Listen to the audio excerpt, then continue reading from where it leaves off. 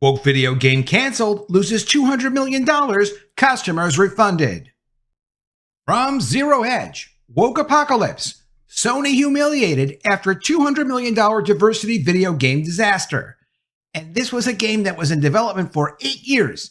In 8 years, all they could do was put out this complete piece of garbage.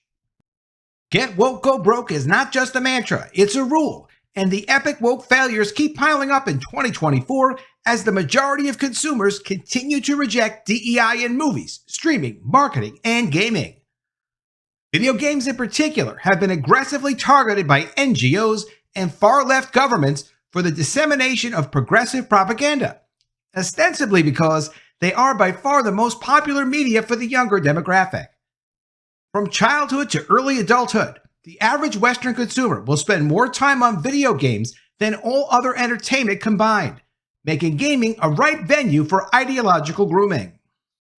And this is why they're ruining your video games. They feel like they can get to you if they target video games.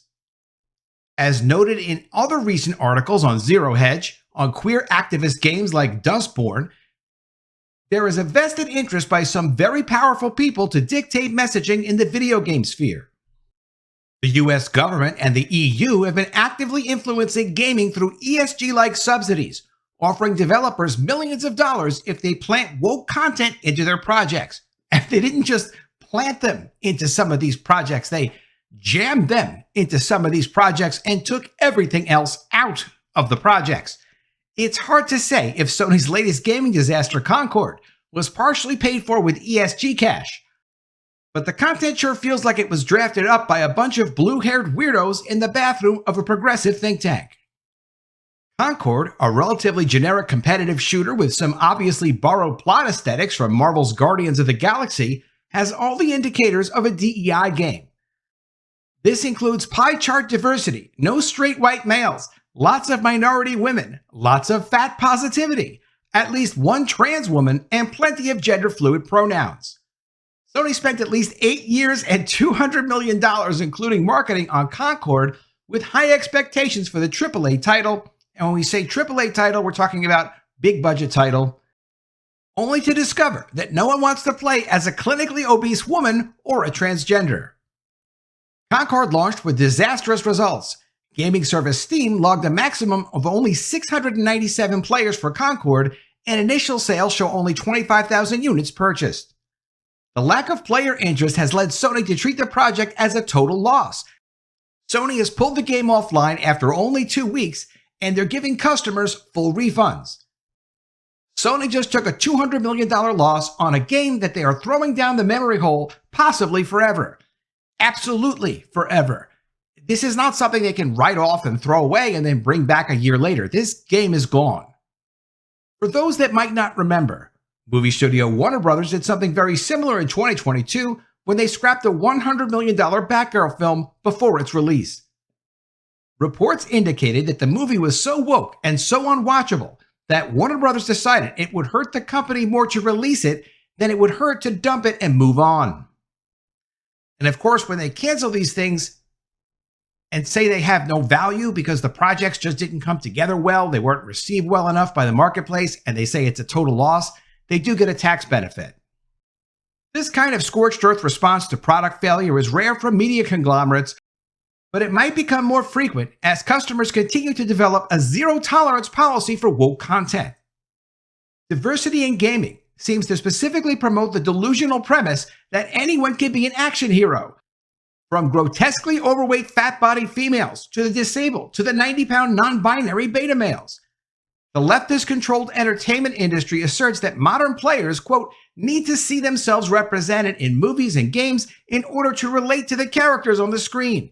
And if the media doesn't provide inclusivity for every obscure minority in our society, then they're somehow missing out on an untapped slice of the market.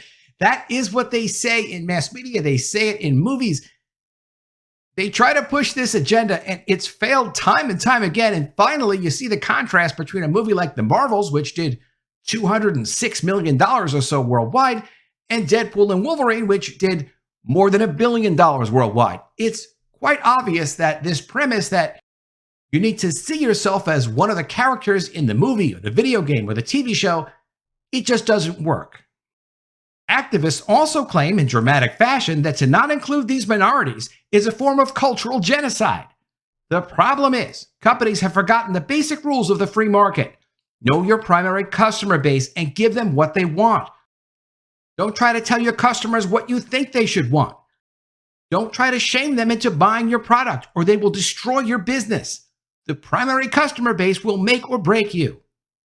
The people that they used to call toxic fans. I haven't heard the term toxic fans very much, as the entertainment companies have started to gear more of what they're producing to the fans that actually buy their products. There's nothing toxic about being willing to pay good money for entertainment product that you like. Fat positivity people can't be action heroes, and the vast majority of players don't want trans propaganda and gender fluid pronouns shoved in their faces. These DEI tropes will never become popular. They will never succeed. Companies like Sony seem to have completely forgotten to follow the most fundamental rules of marketing that made them popular in the first place. Or they have simply chosen to ignore the rules and arrogantly assume they can make their own. And from thatparkplace.com, Concord lead character designer John Wyszynski claims the game being shipped at all is legendary after a game was shut down in less than 2 weeks. John Wyszynski, the lead character designer for Firewalk Studios' Concord, claims the game being shipped at all is legendary after the game was shut down in less than 2 weeks. Firewalk Studios' game director Ryan Ellis announced at the beginning of September that Concord was getting shut down on September 6th and that the company had ceased selling digital copies of the game. Furthermore, he revealed the company would offer full refunds for players who would purchase the game. This is something you would say actually is worse than the Marvels, because at least with the Marvels movie, it's not like they gave refunds. They just didn't do more of it. And they also stopped marketing the Marvels, stopped promoting the Marvels, and also stopped reporting on the Marvels box office, which was also very unusual for a movie company to do.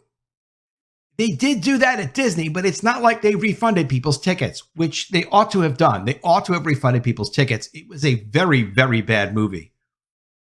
Game director Ryan Ellis wrote on the official PlayStation blog, quote, "At this time, we've decided to take the game offline beginning September 6, 2024, and explore options, including those that will better reach our players. While we determine the best path ahead, Concord sales will cease immediately, and we will begin to offer a full refund for all gamers who have purchased the game for PS5 or PC. If you purchase the game for PlayStation 5 from PlayStation Store or PlayStation Direct, a refund will be issued back to your original payment method. And even doing refunds costs companies money. So if you see a company giving refunds back on a game like this, they know they really messed up." Ironically, this announcement came after Wyszynski had informed PC Gamer that he and the Firewalk Studios team were strapped in and ready to push it for years to come. Meaning that they would be pushing this game for years.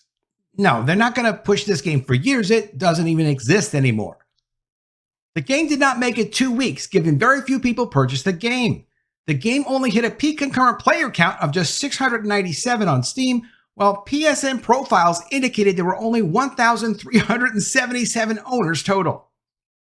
Now, following the announcement shutdown, Wyszynski wrote on Twitter, quote, "To all the players who showed up for Concord, thank you.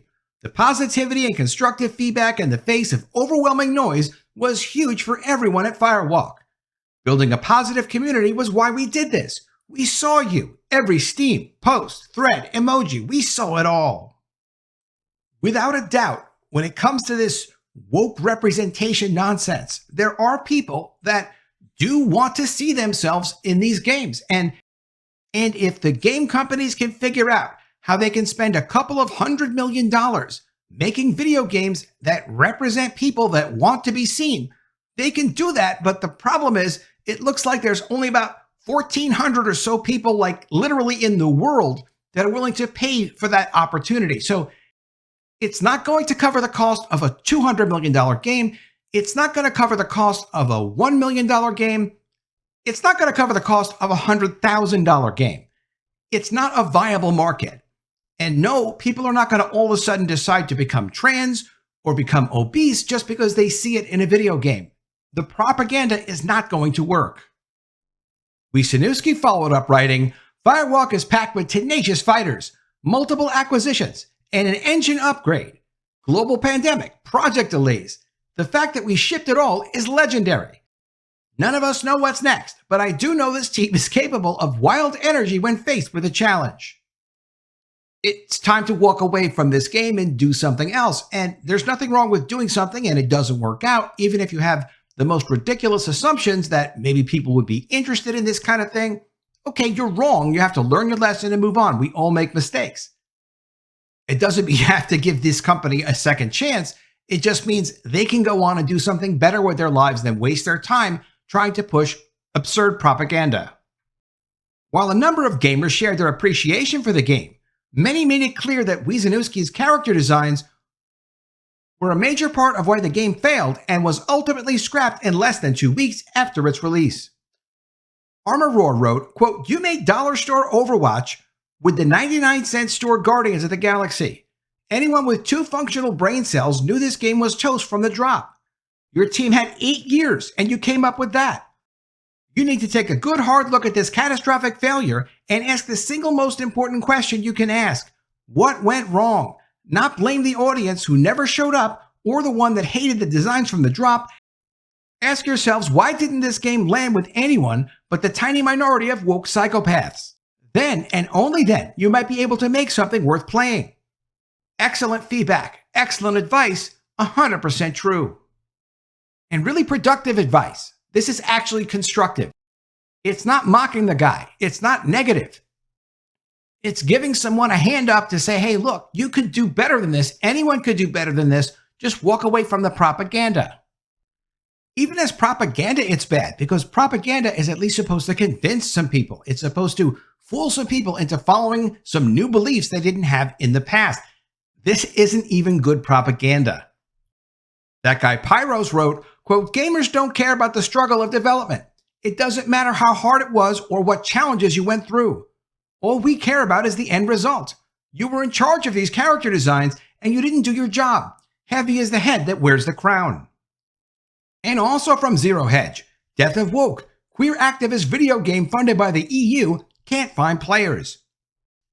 If the new punk rock is to be politically correct, then it's not punk rock. The woke activist invasion of popular media since 2015 continues to ignore the reality that they are not rebels, they are villains, and the delusions are becoming more embarrassing for them each passing year.